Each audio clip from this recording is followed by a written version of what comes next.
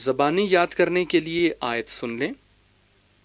انجیل شریف میں سے اعمال کی کتاب، اس کا پہلا باب، 8ویں آیت۔ لیکن جب روح القدس تم پر نازل ہوگا تو تم قوت پاؤ گے، اور یروشلم اور تمام یہودیہ اور سامریہ میں بلکہ زمین کی انتہا تک میرے گواہ ہو گئے۔ اب سنتے ہیں کہانی۔ یہ کہانی ہم نے انجیل شریف میں سے اعمال کی کتاب، اس کے 6 باب کی 8ویں آیت سے 7ویں باب کی 60ویں آیت میں سے لی ہے۔ غور سے سنیے۔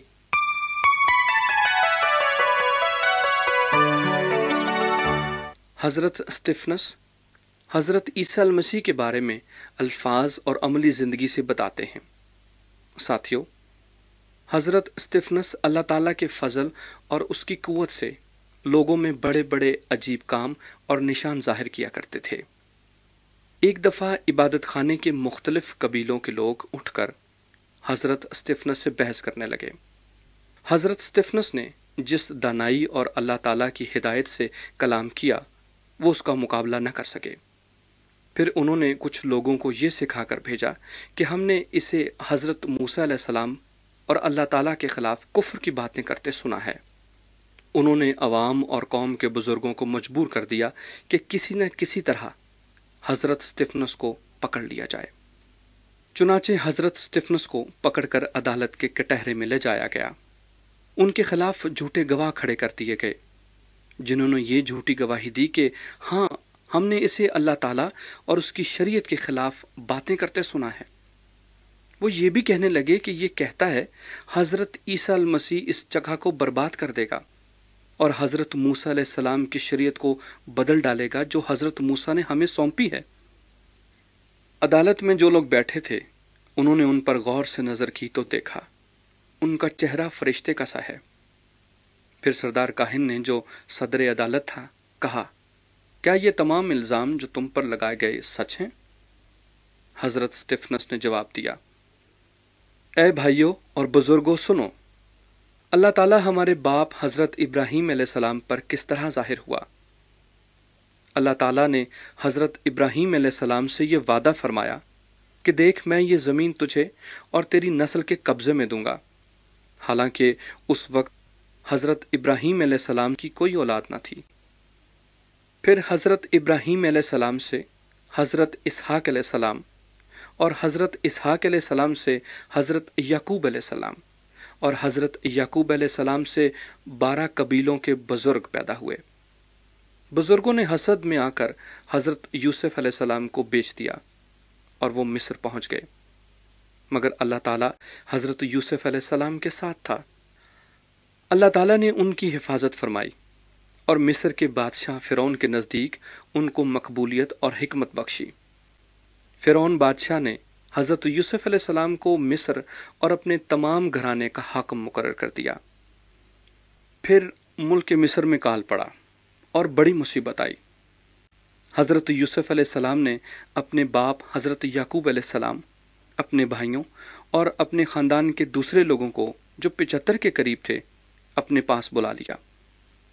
مگر جب اس وعدے کی میعاد پوری ہونے کو تھی جو اللہ تعالیٰ نے حضرت ابراہیم علیہ السلام سے فرمایا تھا، مصر میں وہ قوم بڑھنے لگی اور ان کا شمار زیادہ ہوتا گیا، اس وقت تک کہ مصر کا دوسرا بادشاہ مصر پر حکمران ہو گیا۔ مصر کا دوسرا بادشاہ جو حضرت یوسف علیہ السلام کو نہ جانتا تھا، اس نے ان کی قوم سے چلاکی کر کے یہاں تک بدسلوکی کی کہ انہیں اپنے بچے پھینکنے، یعنی بے یار و مددگار چھوڑنے پڑے تاکہ زندہ رہیں۔ اسی موقع پر حضرت موسیٰ علیہ السلام پیدا ہوئے، جو بہت ہی خوبصورت تھے۔ انہیں 3 مہینے تک اپنے باپ کے گھر میں پالا گیا، مگر جب انہیں پھینک دیا گیا، یعنی بے یار و مددگار چھوڑ دیا گیا، تو فرعون کی بیٹی نے انہیں اٹھا لیا اور اپنے بیٹے کی طرح ان کی پرورش کی۔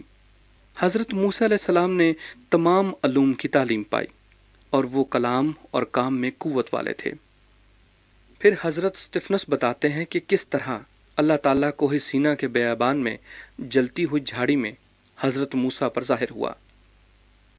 پھر حضرت استفنس کہتے ہیں، اے گردن کشو، دل اور کان کے نامختونوں، तुम हर वक्त अल्लाह ताला और रूह कुदस की मुखालफत करते हो। नबियों में से किसको तुम्हारे बाप दादा ने नहीं सताया? उन्होंने तो उस रास्तबाज के आने की पेशखबरी देने वालों को कत्ल किया, और अब तुम उसके पकड़वाने वाले और कातिल हुए। जिस तरह तुम्हारे बाप दादा करते आए वैसे ही तुम भी करते हो। तुमने फरिश्तों की मार्फत शरीयत तो पाई पर अमल ना किया। जब उन्होंने ये बातें सुनी तो सख्त गुस्से में आ गए और उसे शहर से बाहर निकालकर संसार करने लगे। जब लोग हजरत स्तिफनुस को संसार कर रहे थे तो वो अल्लाह ताला से ये दुआ कर रहे थे कि ऐ खुदावंद ईसा अल मसीह, मेरी रूह को कबूल कर। और फिर घुटने टेक कर बुलंद आवाज से पुकारने लगे, ऐ अल्लाह ताला, ये गुनाह इनके जिम्मे ना लगाना। और ये कहकर हजरत स्तिफनस अबदी नींद सो गए।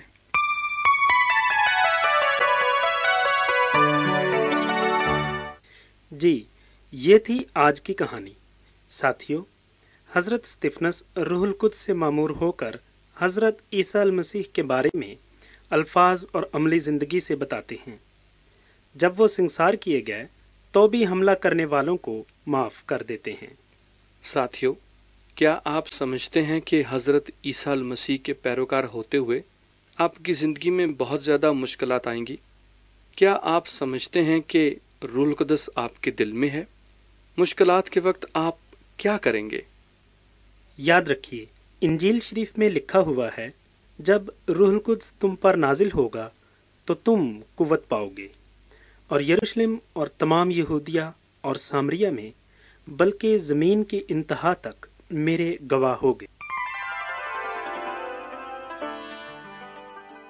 साथियों, इन असबाक के इख्तिताम पर हम उम्मीद करते हैं कि आपने इन असबाक से बहुत कुछ सीखा होगा। हम गुजारिश करते हैं कि आप इन असबाक पर अमल करें और दूसरों को भी सिखाएं और तरबियत दें।